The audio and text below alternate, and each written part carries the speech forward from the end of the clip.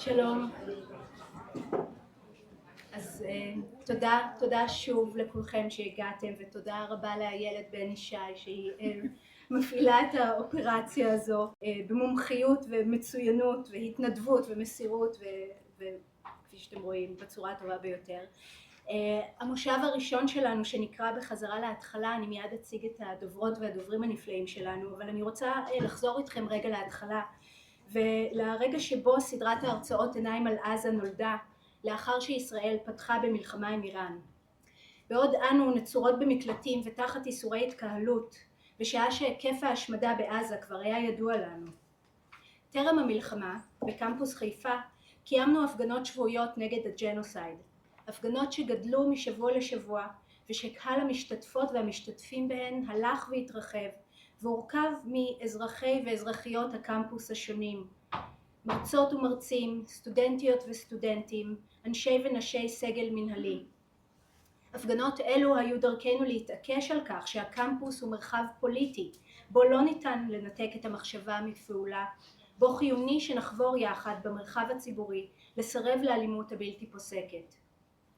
עם המלחמה, ברגע שבו נכפתה עלינו שוב התכנסות כפויה בבתים, חשנו זעם ותסכול עמוקים. גם על עוד סבב מיותר כל כך של אלימות, מוות והרס, וגם על כך שהיה ברור שאחת ממטרות המלחמה הייתה הסטת תשומת הלב מן הזוועה המתחוללת בעזה. תחושת הבידוד לא הייתה רק פיזית, היא הייתה פוליטית ורגשית. אל מול הניסיון לנתק, לפזר, להשאיר כל אחת מאיתנו בתחושת פחד וחוסר אונים, אל מול כל זה, כנגד זה, נולדה עיניים על עזה כסוג של פעולה. סירוב להסכין עם ההשמדה ועם האלימות הבלתי פוסקות. אמירת לא עיקשת, חבלה בניסיון לבודד אותנו זו מזו, לשמור אותנו מפוחדות, כל אחת בכותלי ביתה. עיניים על עזה התהוותה כבקשה להתערב במציאות שנכפתה עלינו, ובה בעת היא המציאות שלנו, מציאות שהזוועות המתרחשות בה מתרחשות גם בשמנו, גם מתוכנו, גם מתוך השגרה שאנו נדרשות להמשיך ולקיים.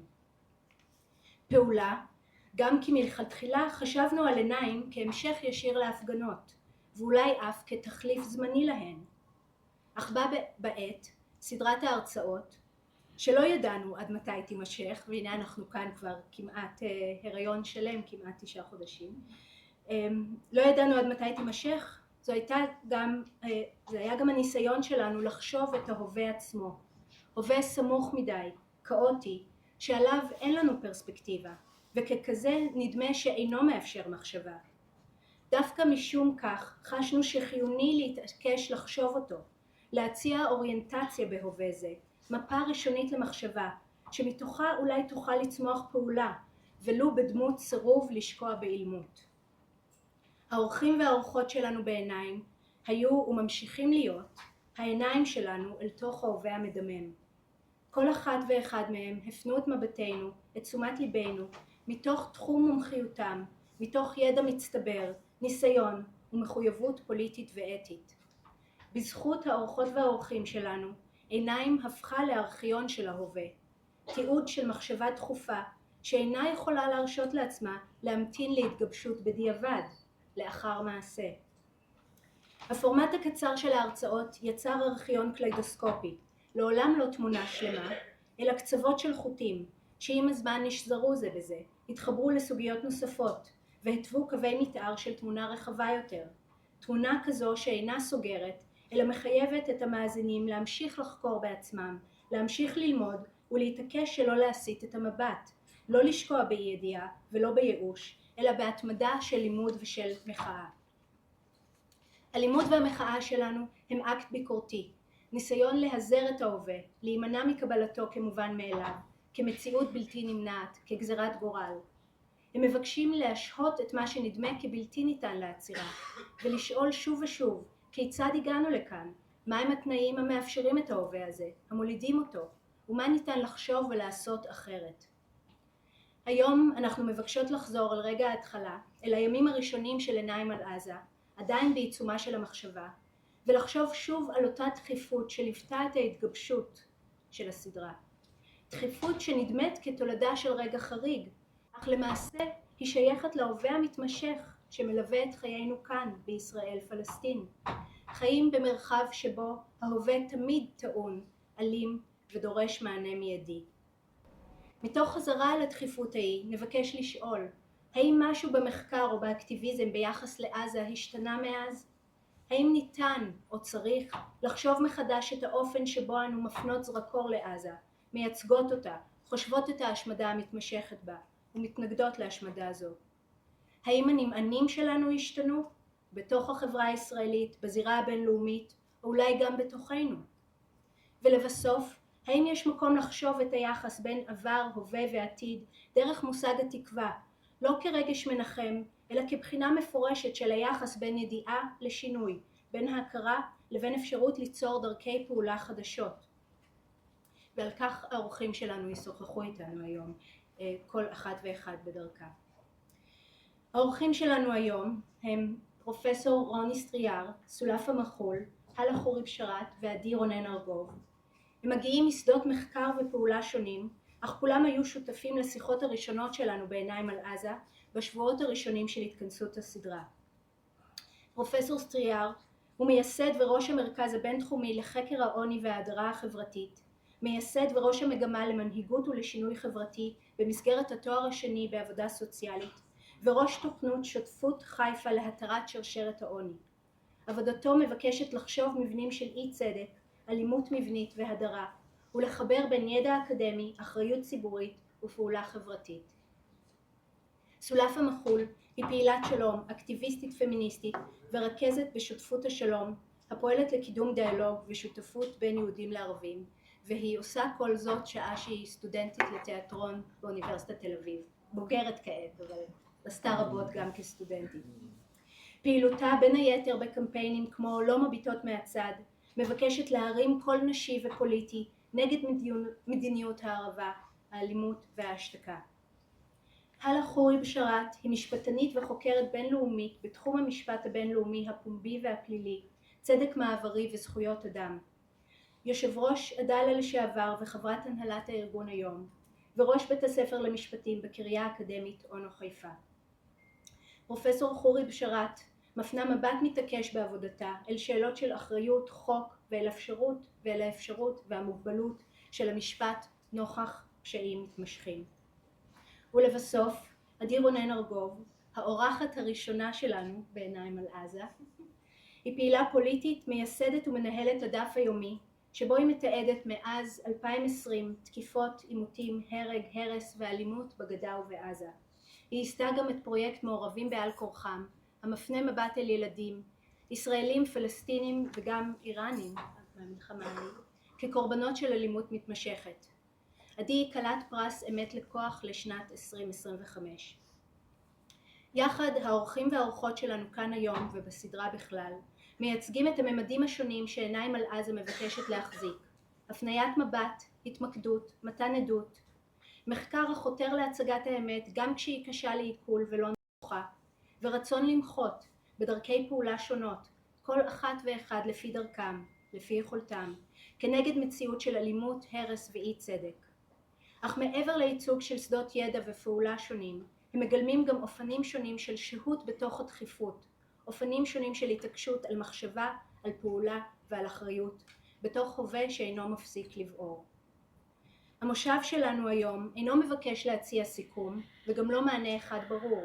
הוא מבקש בראש ובראשונה לשהות בתוך השאלות, לשוב ולפגוש את נקודות הדחיפות שמתוכן עיניים על עזה נולדה, ולבחון מה השתנה מאז, אם בכלל. אנו מבקשות לחשוב יחד על הפערים, על המתחים, ואולי גם על העייפות שמצטברים כאשר ההווה מתארך, כאשר הדחיפות נעשית מתמשכת, וכאשר תחושת האין מוצא מאיימת להחליף את הדחיפות בפסיביות. במובן זה, השיחה היום היא הזמנה לרפלקציה שאינה מתרחקת מן המציאות, אלא שוקעת בה. רפלקציה על היחסים בין ידע לפעולה, בין תיעוד להתערבות, בין חשיפה לבין שינוי. אנו מבקשות לשאול כיצד ידע אקדמי, משפטי, אקטיביסטי, תיעודי, פועל בתוך תנאים של אלימות מתמשכת. מתי הוא מצליח לערער ומתי הוא נבלע, מתי הוא פונה החוצה ומתי הוא חוזר פנימה, על הסובייקטים שמייצרים אותו ועל הנמענות שלו. נרצה גם לשאול על מחירים רגשיים, פוליטיים, מקצועיים, על גבולות הסיבולת של מחאה ושל מחשבה, ועל הדרכים שבהן אנו ממשיכות לפעול, גם כאשר נדמה שהמילים נשחקות, ושהקשב בארץ ובעולם הולך ומצטמצם. לבסוף, נרצה לפתוח שאלה על עתידיות, לא כתחזית ולא כהבטחה, אלא כאופק מחשבתי. האם וכיצד ניתן לחשוב תקווה מתוך הווה של ג'נוסייד, לא כאופטימיות ריקה, הדחקה או התנחמות, אלא כאימוץ של עמדה ביקורתית? האם ניתן לנסח יחס אחר בין עבר להווה, כזה שאינו קולע אותנו בחזרתיות, אלא מאפשר לדמיין, ולו בזהירות, תנאים לפעולה אחרת, לסולידריות אחרת ולצדק אחר? מתוך השאלות הללו אנחנו מזמינות את הדוברים והדוברות שלנו היום, ונשמע כל אחד מהם, ואחר כך נחשוב יחד איתם, לא רק על מה שעשינו עד כה, אלא מה עוד אפשרי לחשוב, לומר ולעשות. המושב הזה הוא מעין הזמנה להמשיך את המחווה הראשונית של עיניים על עזה, הפניית מבט מתעקשת אל ההווה, גם ואולי דווקא כשהמבט כואב, מערער ומחייב אותנו לשאת באחריות. תודה. ואנחנו...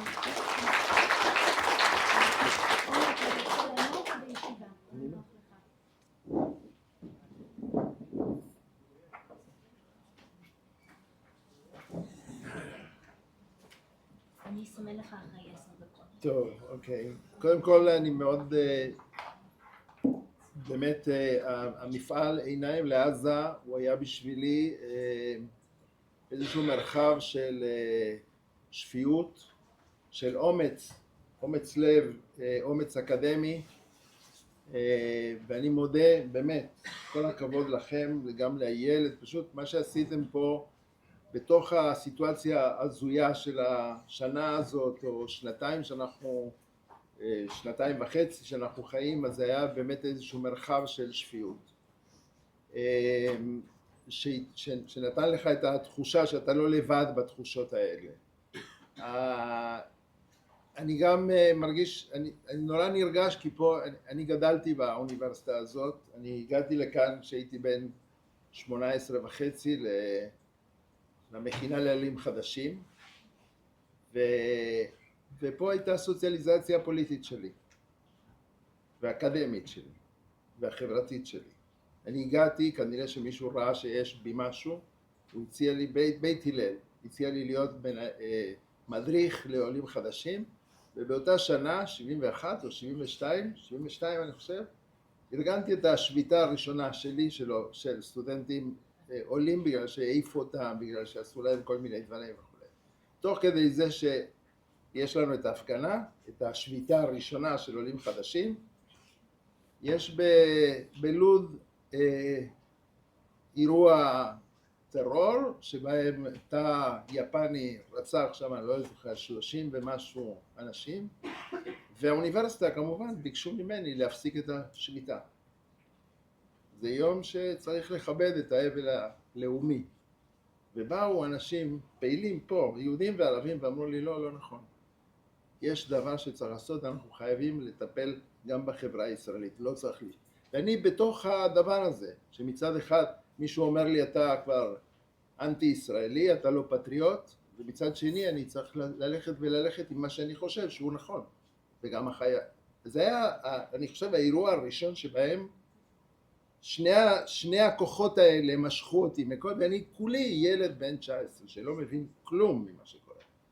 בסוף, מי שהיה העורך של העיתון, פי אתון, נדמה שזה היה פי אתון, נכון? אם אני לא טועה או משהו כזה, גדעון ספירו, ז"ל, הכריח אותי בגלל שהוא פרסם את זה כבר בעיתון. פרסם כבר את השביתה, השביתה הייתה. עכשיו, פוסט מורטם, נכון, פוסט מורטם. במצב דומה, עיניים לעזה פנו אליי, אני באותה תקופה יושב ראש המועצה הלאומית לביטחון תזונתי, גוף סטטוטורי של משרד הרווחה, שאמון על לייעץ לממשלת ישראל בנושא של עוני וביטחון תזונתי.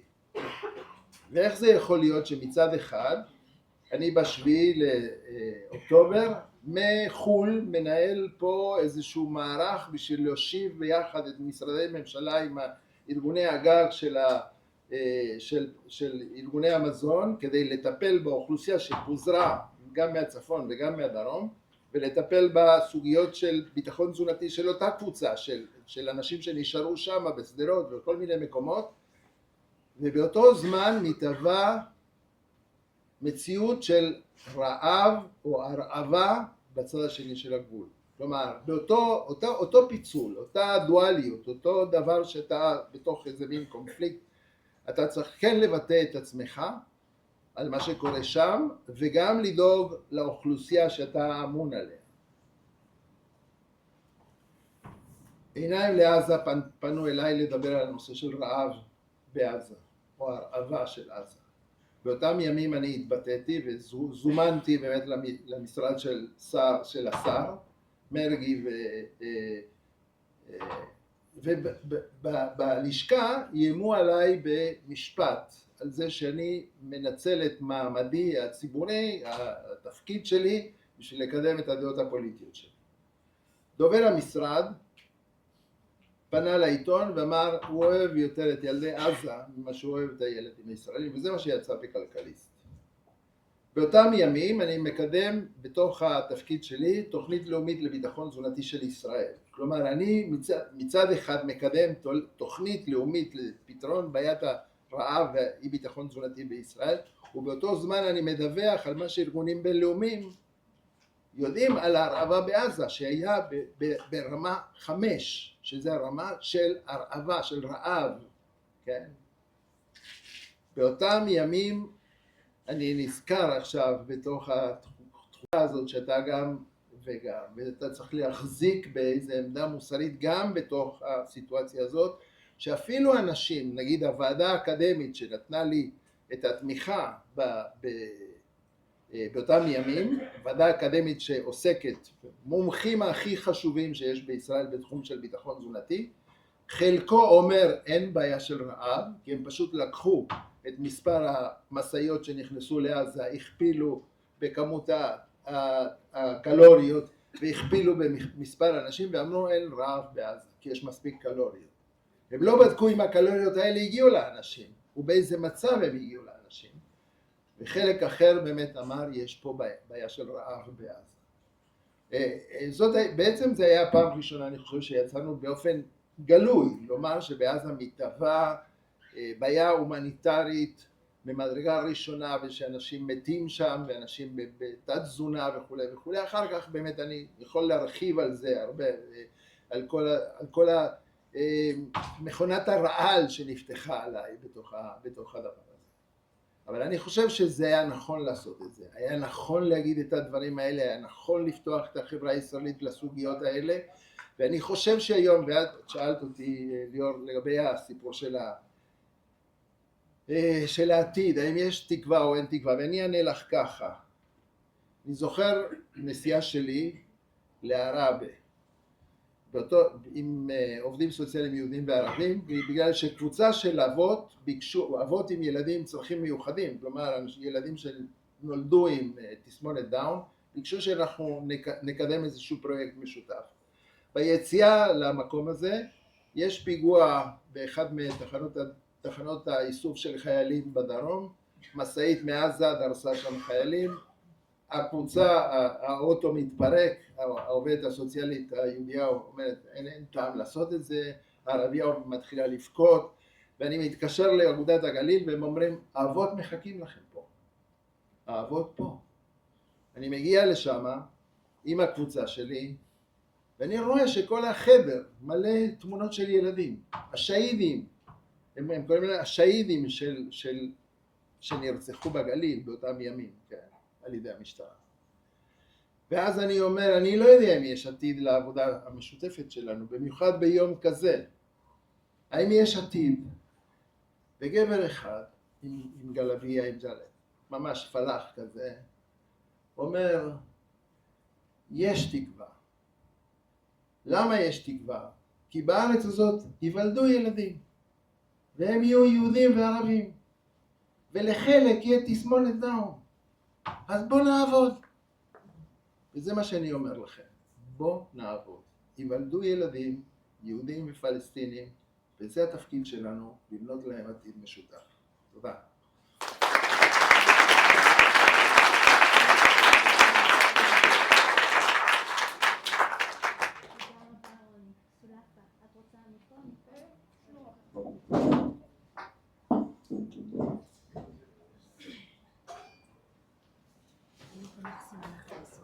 בסדר, אני מקווה שאני לא אגיע אפילו לשם.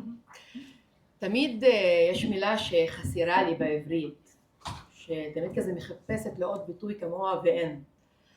ואומרים אותה אנחנו בערבית תמיד לבן אדם שפועל, שעושה פעולה לא משנה מה היא. ובמיוחד פעולה כמו מה שאתם עושים, אז באמת, יעתיקו אלף עפי. לדעתי כולכם מבינים משמעותה, ותיישרו כוח, ותיישרו דרך ותמשיכו מה שאתם עושים. לא פשוט מה שעשיתם, וזה מזכיר לי את הפעם הראשונה שהאנשים המדהימים האלה פנו אליי עם הכתובת הזאת, עיניים על עזה, כרכזת של שותפות השלום, רכזת שותפה, ועלה לי משפט שאמרתי כשחקנית באחד ההצגות של לורקה, הצגה הראשונה שהייתי צריכה וחייבת לשחק אחרי התחילת המלחמה, בדמות פשוטה של פונסיה המשרתת שאומרת לבוסת שלה, ברנרדה אלבה, תפקחי את העיניים ותראי. לורקה כתב על מציאות אחרת, אבל כתב על הצורך בלפקוח את העיניים ולראות. ואדם קשה לו לראות מכל מיני סיבות. לפעמים הוא לא רוצה לראות כדי לשמור על העבר שהוא יודע, כי אם הוא יבין מה שהוא רואה, העולם יהרס לו. לפעמים הוא לא רואה מה שמולו כדי שישמור על הבריאות הנפשית שלו לכרגע. לפעמים הוא לא מבין שהוא חייב לראות ולכאוב לו כרגע על מנת שישמור ויציל את העתיד הבא. וזה באמת מה שאתם עשיתם. פקחתם את העיניים. רגע. יותר רחוק, אוקיי. טוב, לרוב... אני רגילה לדבר גם בלי מייקרופון, יכול להיות יותר טוב? טוב, בסדר גמור. זה טוב ככה? מצוין. אז באמת, מה שעשיתם בלפקוח את העיניים, גם אם זה כואב להרבה, זה היה הכרחי. ואני אישית שאמרתי לעצמי, לא רק יודעת על מה שקורה בעזה, אלא אני רדפתי אחרי מה שקורה בעזה ולעם שלי שם. אפילו אני למדתי הרבה מהמפגשים בעיניים על עזה. וכשהתחלתי בשותפות השלום אחרי בערך שנה, זה היה המקום שהציל אותי מהאובר פקיחות ומאובר ממה שראיתי, ומקום שהחזיר לי לצפות, לפעול ולעבוד. ודבר ראשון שפגשתי זה שותפות של יהודים וערבים ביחד בזמן מלחמה, שדבר ראשון שביקשו להחזיר את החברה הפלסטינית בתוך ישראל לעבוד ולפעול אחרי הפחד שהיה ועוד קיים. זה היה הדבר הראשון שהייתי צריכה לעבוד עליו. ידעתי שהשותפות שלנו לא תוכל להפסיק את הג'נוסייד של עזה ועוד לא הצליחה להפסיק אותה, אבל היא בטח אפשר אחרי שאני מסיימת לפחות. שאלות בסוף. שאלות בסוף. אז הבנתי אז שיש מה שהשותפות הזאת יכולה לשנות. ובאמת הצלחנו. אנחנו נקיים דיון בסוף. תודה.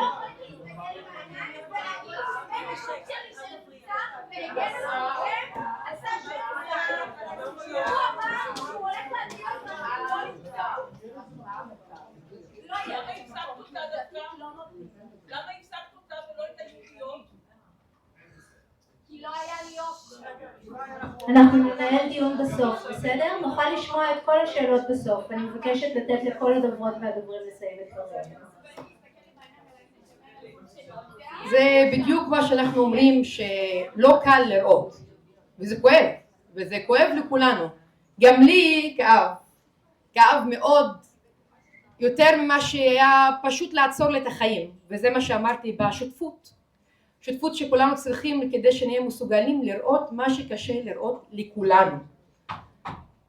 והצלחנו כשותפות במיוחד בעיר הזאת, חיפה. חיפה העיר המיוחדת בעבר שלה, בהווה שלה ובוודאות בעתיד שלה. פה בחיפה עשינו אחד ההפגנות הראשונות הגדולות ביותר של השותפות, שצעקנו במפורש די לרצח העם הפלסטיני. פה מול קהל שהיה ערבי יהודי בכל המשמעות, הפגנה שנוצרה בשותפות הזאת במלוא המובנים, שם אמרתי הצלחתי, גם אם זה מעט. ומשם המשכנו בשותפות עם זה בסכנין ולעוד ועוד מקומים בכל הארץ, וכחלק מהשותפות עם עיניים על עזה. והגענו ליום 2.5 במציאות כל כך מפחידה, שמתוארת כהפסק מלחמה, שזה בשום אופן לא יותר מהצגה, וכשחקנית אומרת לכם, זאת הצגה.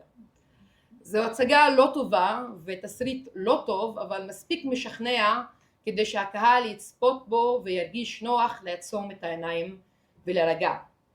אבל כואב לי להגיד, עוד לא הזמן לישון, עוד צריך להסתכל ואל תוך העיניים.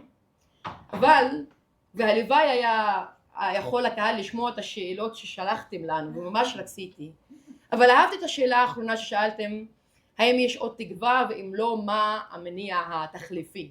ותמיד תכננתי להגיד שבוודאות אין לי תקווה.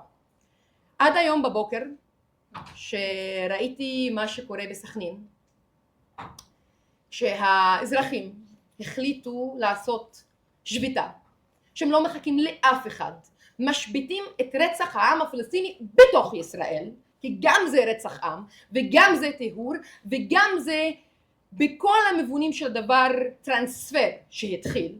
אז הם החליטו לעצור את זה היום ולהגיד די. וזה מחזיר לי שאדם לא יכול לחיות במציאות כזאת. הוא רק צריך לראות אותה ולהפסיק לשכנע את עצמו שזה אחרת, על מנת שיקום ויעשה פעולה. ואני בדיוק יוצאת מפה כדי להשתתף איתם בהפגנה, כי זה מה שאנחנו צריכים לעשות, כי אנחנו רואים את המציאות אז משנים אותה. אז המון תודה על זה שאתם מראים לנו אותה, מראים למי שקשה לו, וסליחה למי שקשה לו, גם לי זה היה קשה ועדיין קשה, אבל הנה אני עדיין רואה ומפגינה. המון תודה לכולכם.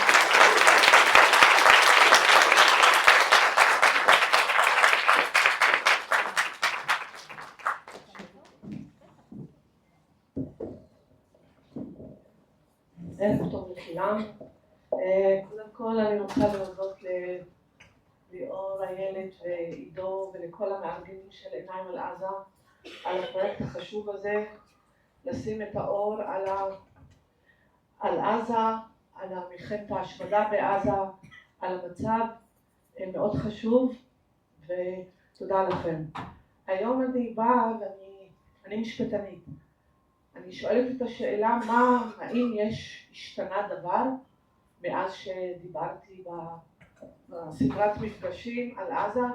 כשאז דיברתי על הנושא אני תיארתי מבחינת משפט בינלאומי ודיני המלחמה מה הסיטואציה, מה המצב. מה הקשיים שמתחוללים בעזה. אחרי המתקפה האיומה ב7 באוקטובר שהייתה נוראית ובוצעו בה זוועות ופשעים בינלאומיים, ישראל פתחה במלחמת השמדה על העם הפלסטיני.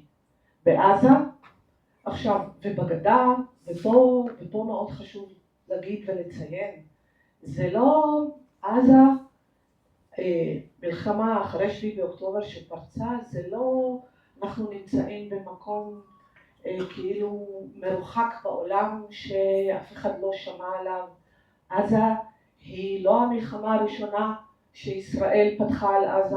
עזה נמצאת במצור, ישראל כביכול נסוגה, הצבא הישראלי ב-2005 מעזה, עזה נמצאת תחת מצור ימי יבשתי, אין כניסה, אין יציאה, אין לצאת ללמוד, כל נושא הבריאות, כל החיים האזרחיים הם בשליטת ישראל.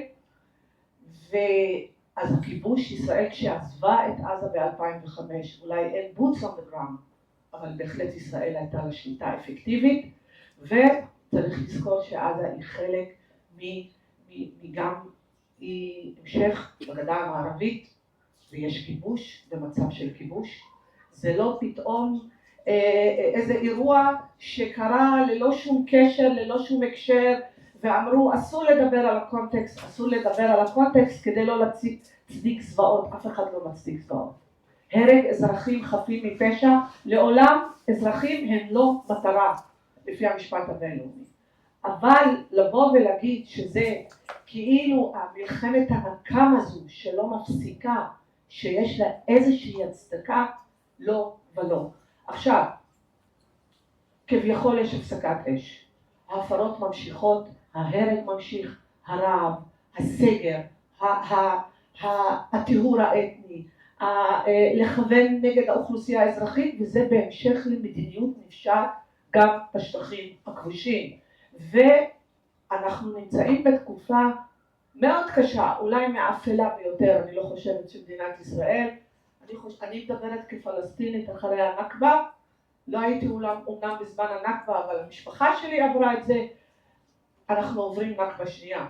אני חושבת שהמלחמת ההשמדה בעזה הובילה אותנו למסקנה, אין ברירה, אנחנו שנינו קיימים פה, לא יעזור, אתם לא תשמידו את הפלסטינים, והפלסטינים לא ישמידו את הישראלים.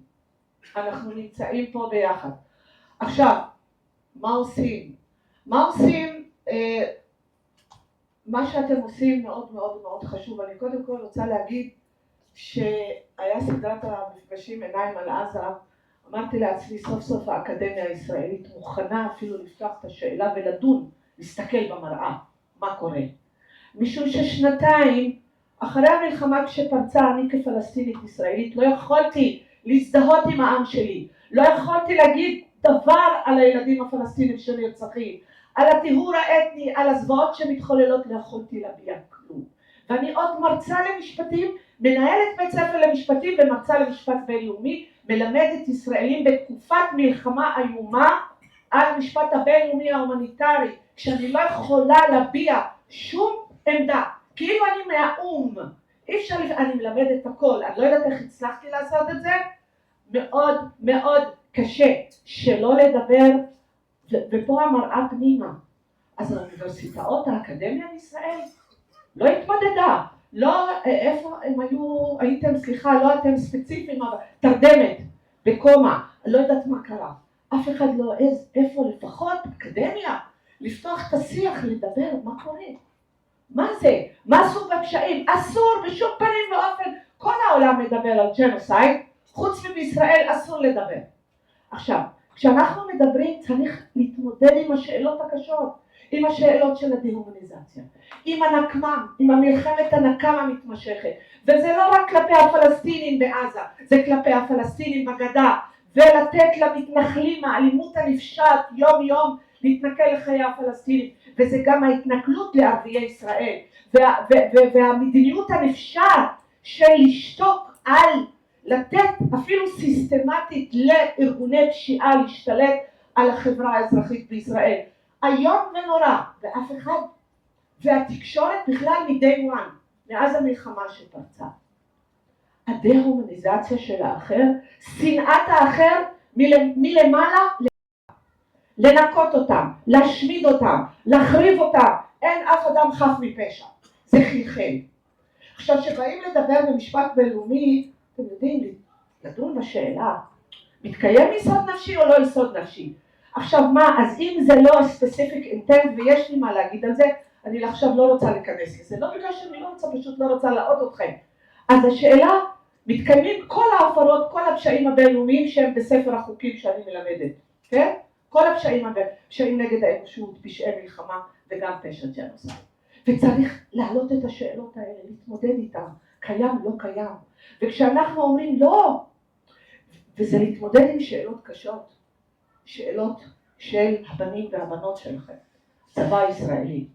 הצבא בשם הממשלה עושה את הזוועות בפשעי המלחמה. לא הם טובי ילדינו, לא יכול להיות שהם עושים את זה. לא יכול להיות כל ההפצצות על האוכלוסייה האזרחית. מאיפה זה קרה? רוב ההפצצות זה חיל האוויר. צריך להתמודד עם השאלה הקשה. היה על הדעת עכשיו. איך מתקדמים? accountability, אחריותיות. אין, חייבת להיות אחריותיות. מבחינת משפט בינלאומי, מבחינתי אישית עכשיו. משפט הבינלאומי היום אנחנו רואים מה קורה בעולם, הסדר העולמי שנקבע אחרי מלחמת העולם השנייה. וראש נשיא ארצות הברית, דונלד טראמפ, איך הוא הבריון, שאיך הוא מתנהל ודורך ורומס כל נורמה בינלאומית וכל הסדר הבינלאומי לאחר שנקבע לאחר מלחמת העולם השנייה. ועוד מטילים סנקציות על בית דין פלילי בינלאומי, על השופטים, מטילים סנקציות על אלה שרוצים לבדוק ולהעמיד לדין. עכשיו השאלה, להסתכל במראה ושאלת העמדה לדין, שאלת האחריותיות, אי אפשר להמשיך הלאה מבלי חשבון נפש, אי אפשר. ואני אומרת את זה, בכלל התחום שאני מלמדת התחיל אחרי זוועות מלחמת העולם השנייה, ואחרי הזוועות של הנאצים ושל השואה. מוסר ההשכל או המטרה לא עוד נוצר הלא עוד הזה אחרי זוועות מלחמת העולם השנייה והשואה של העם היהודי. שמה? שהעולם אמר אי אפשר, אנחנו לא יכולים להמשיך אחרי הזוועות האלה ולא להתמודד עם שאלת האחריות. לא להתמודד עם שאלת העמדה לדין, חייבת להיות אחריות, חייבת להיות העמדות לדין, חייבים בדיקה, לפחות בדיקה, מה קורה בישראל? בואו נדבר שנייה מה קורה. וזה קושר אותנו לשאלת שלטון החוק. והמצב שישראל נמצאת בו, אני לא עכשיו אתחיל לתת, ישראל היום היא מדינה שאין בה שלטון חוק. נהדר שלטון החוק. ואני רוצה שכל אחד יבוא ויגיד לי שיש שלטון חוק במדינת ישראל. שלטון חוק זה עניין של בדיקה. שלטון חוק זה לפתוח בחקירה אם מבוצעים פשעים. מה עשה הצבא הישראלי בכל ההפרות של הדין הבינלאומי עד היום, ושעדיין מתחוללים בעזה? נבדקו, מצ"ח פתחה בחקירה, הפרקליט הצבאי, מה עשו לפרקליטה הצבאית? אנחנו מכירים פרשת שדה תימן, קמצוץ, דגימה למה שהולך למצב השלטון החוק בישראל. אתם יודעים, אני אספר לכם משהו. כשבאים לו להעמיד לדין לפי הדין הבינלאומי, בית הדין הפלילי הבינלאומי, אומרים, אם המדינה היא מדינת חוק, שיש בה שלטון חוק, אם היא מסוגלת לחקור ולהעמיד לדין, בית הדין הפלילי הבינלאומי, בכלל הערכאות בינלאומיות, לא אמורות להתערב למדינה כשהיא חוקרת ומעמידה לדין. מה קורה בישראל? אין. עכשיו, שאומרים מדינה צריכה להיות able and willing. מדינת ישראל לא רק ש-is unwilling לחקור הפרות כלשהן, ישראל אני טוענת שהגיעה למצב she's unable. It's unable, מדינת ישראל לא מסוגלת היום עם הממשלה הקיימת ועם מערכת המשפט היום לקיים איזושהי בדיקה או חקירה שהיא עצמאית.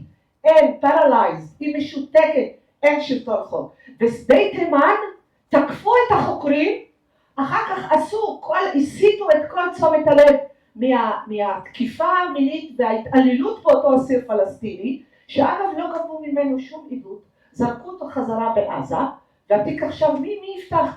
ועניין של הקלטה, לא הקלטה, על מה המהומה? הוציאו את הדבר מהעניין העיקרי פה, העניין העיקרי זה לחקור התעללות והפרות, ורק היום הדוח של בצלם התפרסם ומספר שוב עדויות על התעללות סיסטמטית ממושכת בבתי הכלא במתקנים הצבאיים.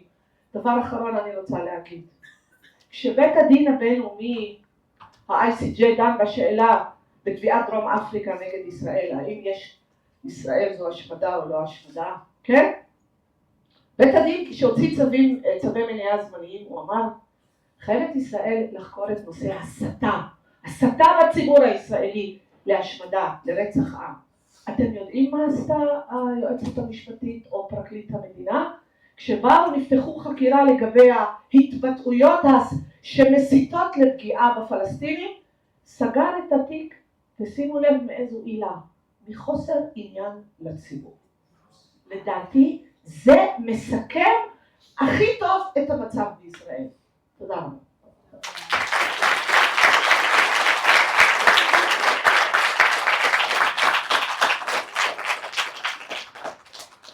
אני קודם כל רוצה להודות לדוברים לפניי, כל אחד מהם בדברים שלו מהדהד חלקים מתוכי. ואני רוצה רגע להפנות את המבט, את העיניים לעזה.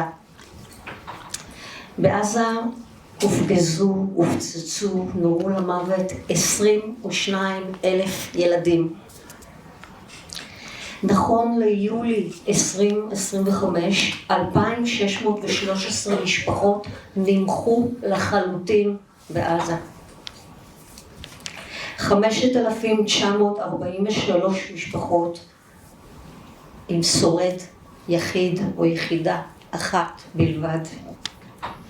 58,554 ילדים נותרו יתומים. מאז הפסקת האש הופצצו, הופגזו, נורו למוות 464 בני אדם בעזה. 100 מהם, מעל 100 מהם ילדים. עיניים על עזה. אני רוצה לחזור לנקודת ההתחלה, לפני נקודת ההתחלה, על הבחירה שלי באקטיביזם שלי. את האקטיביזם שלי התחלתי מתוך קריאה פנימית ומתוך רצון לשאת עדות ולספר את הסיפור של מה שחוויתי במו עיניי ועל גופי בגדה. וכך לפני 5 שנים התחלתי לשאול שאלות, לחפש מידע. כי המידע שמגיע לציבור הישראלי מסונטז דרך נרטיבים שמשרתים עוד ועוד. משרתים עוד סבב ועוד סבב ועוד דמים ועוד דמים. המידע לא מונגש לציבור, ולכן התחלתי לחפש ולחקור ולספר ולשתף בתוך קבוצות וואטסאפ. עם הזמן הפרויקט לבש משמעות, שם וכיוון ומטרה, ונקרא דף היומי, לא דף הגמרא, דף היומי שלי, והוא נועד להתמודד עם הנושא של בורות. בורות היא לא רק חוסר ידע, בורות זה הרגע שאנחנו מפסיקים לשאול שאלות. מפסיקים להפעיל חשיבה ביקורתית. והמטרה שלי הייתה להפעיל חשיבה ביקורתית, לתעתע, לטלטל, לגרום לאנשים לשאול מה באמת, מאיפה המקורות שלך? באמת ככה? זו גם שאלה. זו התחלה של תהליך. עם הזמן נוספה לזה עזה, מה-7 באוקטובר, ונולד פרויקט חדש שנקרא מעורבים בעל כורחם, שמתכתב עם הנושא, עם הכותרת של הצבא בלתי מעורבים, ובעיניי ילדים ששילמו בחייהם הם מעורבים בעל כורחם. אי אפשר לקרוא להם בלתי מעורבים. הם שילמו בחייהם. והצורך שלי היה בפרויקט הזה להתמודד עם דה-הומניזציה, ההקלה של הבורות. ודה-הומניזציה רואה באחר אובייקט, חפץ, לא אדם. מבחינת הישראלים, מרבית הישראלים הפלסטינים לא מסוגלים לחוש את אותם רגשות שאנחנו מרגישים. הם חושבים אחרת, אין להם צרכים בסיסיים. במקום הזה גם הבורות וגם הדה-הומניזציה, אני קודם כל אסביר קצת מה היה מעורבים. מעורבים היה תיעוד ומתן רסיסי חיים, כולל שם, תמונה, שיוך משפחתי של הילדים בני כל העמים, כל העמים שנרצחו מאז 7 באוקטובר. טעות לחשוב שאני מתעדת רק ילדים פלסטינים, אבל כמות מעפילה. הצורך שלי היה לבטל את המרחק שבורות ודה-הומניזציה מייצרים, לקרב ולהפוך את זה הכי אישי שאפשר, עם סיפורים מאוד קשים על ילדים, מכאן ומכאן ומכאן ומכאן. וכאן נכנסת ההתחלה. אני חושבת שעיניים לעזה היה הפעם הראשונה שנדרשתי לעמוד על במה מסוימת, גם אם וירטואלית, לשאת דברים, להבין שאולי לדברים שלי יש משמעות. וכל הזמן אני זוכרת שדיברתי, מה לזה אני עושה פה? מה יש לי להגיד? אז אני חושבת שנקודת ההתחלה הייתה ליצור איזו תהודה יותר גדולה לפרויקטים האלה, ולספר את הסיפור של עזה. מעבר למי שנכנס לאתר, או מי שבמדיה החברתית. ואני חושבת נקודה נוספת שהעיניים על עזה נתנה היא שייכות. בחברה שמעודדת פיצול או השתייכות רק עם אחידות, אין שונות, אין גוונים, כולנו חייבים להגיד יחד ננצח. את מי? את מה? היה כאן איזה מקום שבו יכולתי להרגיש וואו, אני שייכת, אני יכולה לדבר בחופשיות. ואני חושבת שרבים מאיתנו שהם אקטיביסטים ושהם עיניהם בכל זאת פקוחות על עזה, מרגישים את הבדידות הזאת של אין איפה לדבר. וכאן אני רוצה להגיד מה השתנה. אני חושבת שהדיבור שלי היה החוצה. זה ניסיון באמת להעיר. בימים אלה שאני מרגישה שההשתקה הופכת להיות יותר ויותר אגרסיבית ואלימה, ככל שהסדקים בחומת ההכחשה מתרחבים, תהיה פעולה הרבה יותר דינמית לסגור אותם. פעולה אלימה. מה גם שהבחירות מתקרבות, אני לא רוצה להתייחס לאיזה בחירות יהיו, אבל יש כבר אווירה של טרום בחירות, וטרום בחירות יש השתקה. אני רואה גם בין אלה שהם ליברלים, איזה צורך, בואו לא נדבר עכשיו על הפלסטינים, זה מסובך מדי. זה מפזר את השורות. זו גם השתקה. ולכן הצורך שלי כרגע, הקריאה שלי כרגע היא, ואולי שם התקווה, לייצר קהילות, קהילות שבהן יש דיבור חופשי, יש תמיכה הדדית. איש מאיתנו לא צריך לשאת את זה לבד, אנחנו גם ככה מיעוט. אבל כשתוקפים מישהו הוא צריך תמיכה. אני נתקפתי הרבה פעמים, אבל גם קיבלתי המון תמיכה, ובזכותה אני ממשיכה לדבר. בזכותה אני לא נכנעת להשתקה. ואנחנו חייבים לייצר את זה מתוך עצמנו, לא לחכות שמישהו מבחוץ ייצר את זה עבורנו, זה עלינו. זה גם קהילה. וזו התקווה שלי כרגע. האקטיביזם היום הוא צריך להיות עצם הקול שלנו. אנחנו לא נשנה את מוקדי הכוח. דרוש תהליך, והחברה הישראלית עוד לא במקום של לקחת אחריות על מה שקרה. קורה. עוד לא שם, זה תהליך. אבל את הקול הזה צריך לחזק. ועצם השמעת הקול כיום היא התנגדות. והתנגדות להשתקה. זו הקריאה שלי. תקווה עבורי היא לא תלויה בתוצאה. אני רוצה להבחין בין תקווה לציפייה. אני יכולה לצפות שמשהו יקרה, ואם הוא לא קורה, זה מאוד מאכזב.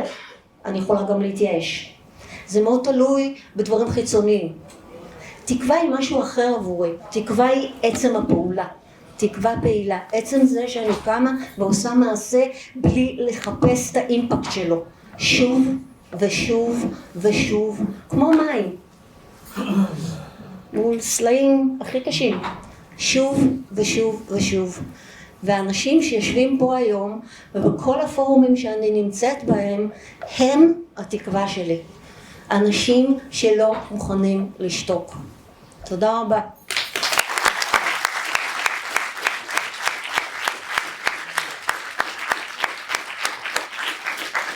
תודה רבה לכולכם על הדברים המרגשים שבאמת מתקיימים ביניהם קשרים מאוד מעניינים. התחלנו וסיימנו עם התקווה כיחס אל משהו שהוא באמת פתוח ולא נודע, ובשל כך, כמו שסולפה הזכירה לנו, הוא קשור תמיד לשבריריות של הפעולה שלנו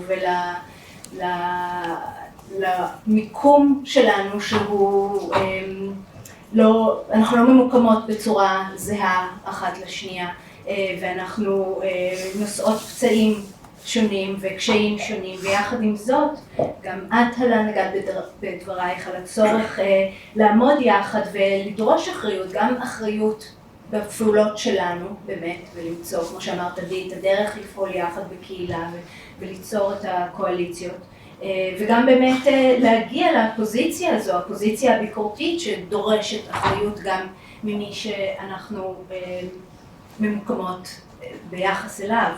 אז עם הדברים האלה אני אשמח לפתוח את הבמה לשאלות מהקהל, וגם אם אתם תרצו עוד להגיב או להרחיב, זו יכולה להיות העת. אז כן, אנחנו נשמח לשמוע. אפרופו הדברים של עדי באמת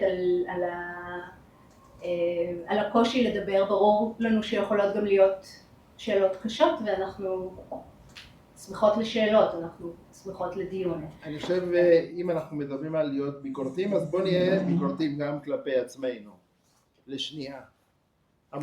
השם חמאס לא עלה אפילו פעם אחת בכל הדיון. ולמה אני אומר את זה? אם אנחנו באמת רוצים שהעיניים של החברה הישראלית יסתכלו לעצמם ולמה שקורה בעזה, אנחנו לא יכולים להתעלם מהמשבר ענק שיש בחברה הישראלית, ותחושת המועקה הנוראית והטראומה החברתית העמוק שהחברה הזאת עוברת מאז 7 לאוקטובר.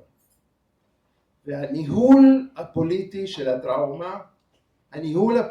של הטראומה, של הממשלה, שמשאירה אותנו באותם ימים, באותו יום, ועושה בדיוק את ההפך ממה שצריך לעשות כדי שנעבור ממצב של טראומה חברתית לתהליך של החלמה חברתית קולקטיבית. ואני אגיד במה זה אומר. אם נגיד האובדן, אחד מהתוצאות של טראומה חברתית זה אובדן האמון שלנו במוסדות, הממשלה באופן מתמיד, מה שהיא עושה זה לערער את אמינותם של המוסדות. בין אם זה האקדמיה, בין אם זה האומנות, בין אם זה בית המשפט העליון, ומה you name it. כל מה שאפשר לעשות בשביל לערער את האמון במוסדות, בצבא, אז זה מה שקורה. הדבר השני זה החשיפה, השקיפות. זאת ממשלה שמעודדת חוסר השקיפות. חקירת האמת, יצירת קבלת אחריות, כל הדברים שצריך לעשות בשביל לצאת מהטראומה החברתית, שהיא זאת שתאפשר לנו להתבונן בעזה בעיניים חומלות. כל הדברים האלה הם מסע מתוכנן של הממשלה שאנחנו נשאר. אני מדבר על ישראל כי הקהילה שלי זה לא הקהילה הבינלאומית, שאיתה אני יכול להגיד ג'נוסייד וזה יפה, הם יקבלו אותי. אבל אני לחברה הישראלית לא יכול להסתכל בעיניים שהיא בתוך הטראומה ולהגיד לה ג'נוסייד, כי באותו רגע אני סוגר את העיניים שלהם. ואם אנחנו לא איבדנו אמון שהקהל שלנו, החברה שלנו, היא כן חברה שיכולה להתמודד עם מה שקורה היום, אנחנו צריכים לעשות גם לבדוק את עצמנו גם. האם באמת אנחנו מסוגלים לעזור לחברה הזאת שהיא בטראומה עמוקה ביותר? ואני אומר את זה בגלל שאני מדבר עם הסטודנטים שלי, אני השנה מלמד קורס של טראומה חברתית, ולא משנה איפה אני נוגע. יש סטודנטיות שהבעלים שלהם 300 ו400 יום במילואים.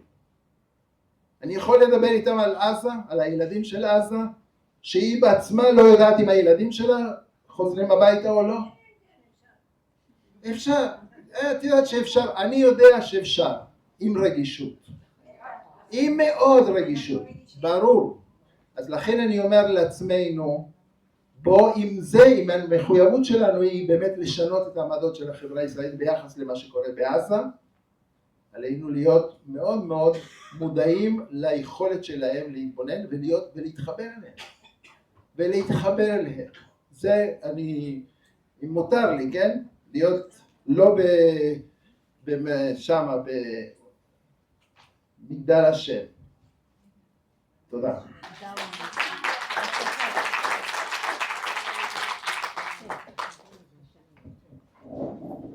אני רוצה להתייחס לדבריך ומסכימה, צריכה להיות רגישות.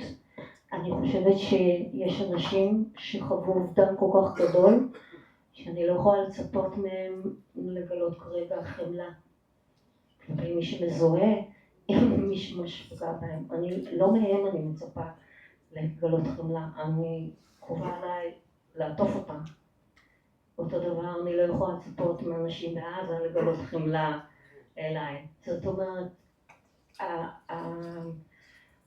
הפנייה שלי בואו נהיה בחמלה, גם כלפי אלה שלא יכולים כרגע במקום שהם נמצאים, לגלות חמלה, בסדר, יש פה, מה שאני רוצה שתהיה פה אסופה של דעות, אפשרות לדעות שונות, אז תודה שהבאת עוד.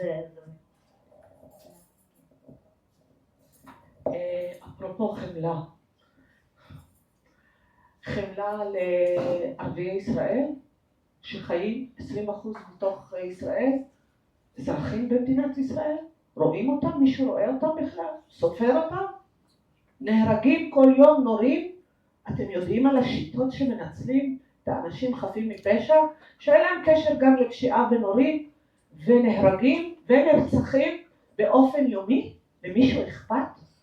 אז אם אני מדברת על חמלה בעקבות לטראומה של העם בישראל, אני מבינה את זה, אבל העם בישראל, השחיקה, כשאתה כובש כל השנים האלה עם אחר, ומנשל, ומדיניות של הריסה, ומדיניות של הרס בתים, ושל נישול, ושל רדיפה.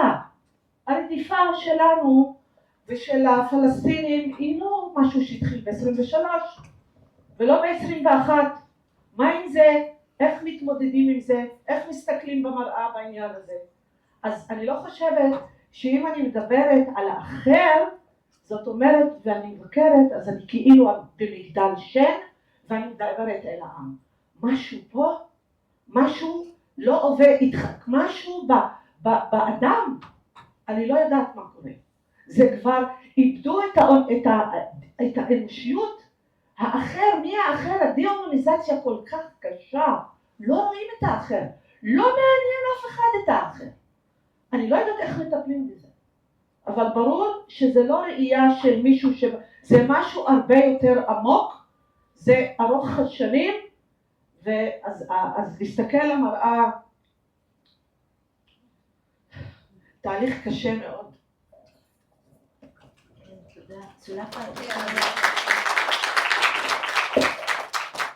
אם מדברים על חמלה, אז תשאלו אותנו על מה זה חמלה.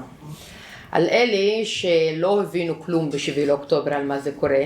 ב8 לאוקטובר הכל היה מושהת, וב9 באוקטובר היו צריכים לקום וללכת למקומות העבודה.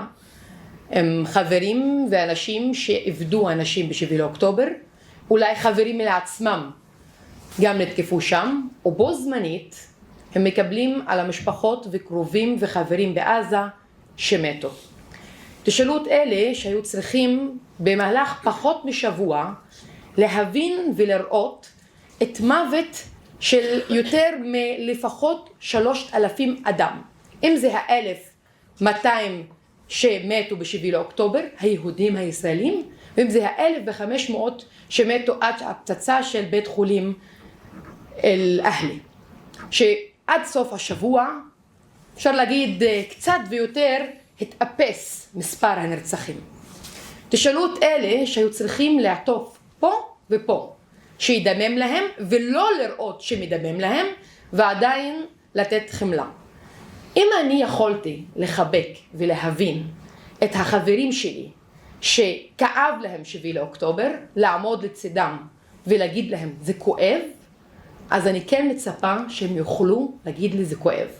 אם אני לפני 7 לאוקטובר הייתי יכולה ללכת לאוניברסיטת תל אביב עם כל הכאב המשפחתי, והנכבה, אני אתקן, זה לא השנייה, זה הנכבה המתמשכת, זה החלק שלי מהנכבה.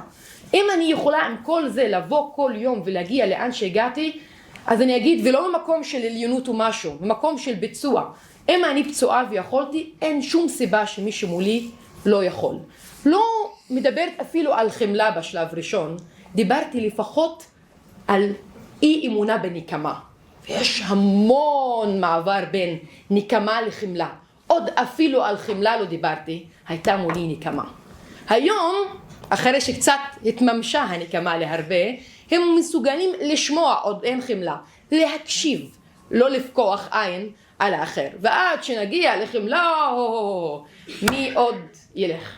אז אני אומרת, ובתור מי שעדיין מדמם לו, להגיע למקום החמלה זה לא רק אנחנו, זה הפוליטיקה. זה מה שמלמדים, זה מה שמתורבתים עליו, זה האקדמיה שלנו, זה מה שצריך לתת וללמד מיום ראשון. אנחנו גדלים על זה של לשנוא כדבר ראשון, ואז לחשוב על דבר אחר. זה האינדיבידואליטי, כל אחד ועצמו, רק אני, ולא רק במובן של עם ועם, אלא גם כל אחד ואחד. ופה נתחיל, כשאנחנו אומרים חברה, אומרים עמים, אומרים כולנו, אומרים ביחד, זה לא סתם מילים, שותפות, זה לא סתם מילים באוויר.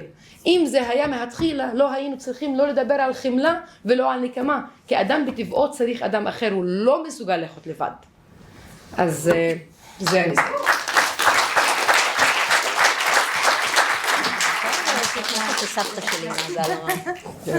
סבתא שלי הגיעה לבקר עכשיו בראש שלי, סבתא ליזה, איבדה את משפחתה בשואה. והיא, בפעם אחת שהייתי עדה לזה שהיא קראה לגרמנים נאצים, והייתי מזועזעת, היא הבינה, התעשתה ולקחה אותי, הייתי ילדה קטנה ואמרה לי משהו שאני מעולם לא שכחתי. הדור שלי לא יכול לסלוח, זה קרוב מדי. הדור שלך חייב למצוא את הגשר.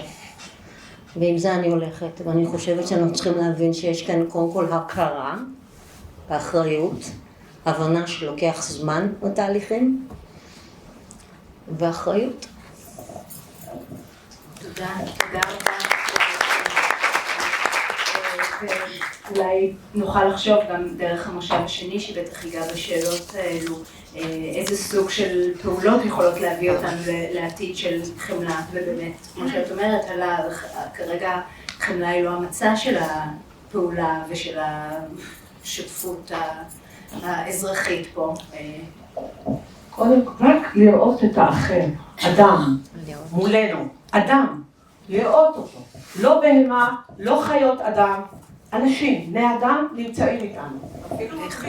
בהחלט, ואני חושבת שאם אני חושבת על ההרצאות של כל אחד ואחת מכם, באמת בדרכים שונות, דרך רוני הידע, המומחיות שלו וההבנה המשפטית שלך, ועדי כמובן פרויקט העדות וסולפה עם האקטיביזם של השותפות, אז באמת כל אחד מכם תבע איזושהי דרך להכיר באנושיות, גם לא מתוך הרמוניה תמיד ולא מתוך הזדהות, אבל הציווי הזה להכיר באנושיות כתנאי לפעולה.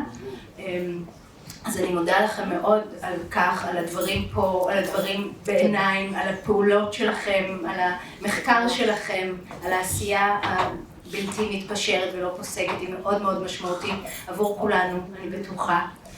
ואנחנו נסיים עכשיו את המושב הראשון שלנו. בחוץ ממתין כיבוד, ואני גם רוצה לבקש שכשתשובו לכאן, תאיישו את כל המקומות הפנויים כדי שנוכל להכניס, יש עוד קהל רב בחוץ שלא יכול להיכנס. אז בבקשה, כשנחזור למושב השני בעוד, כמה זמן יש לנו? בעוד חצי שעה, נשב כך שיוכלו להצטרף אלינו. תודה רבה.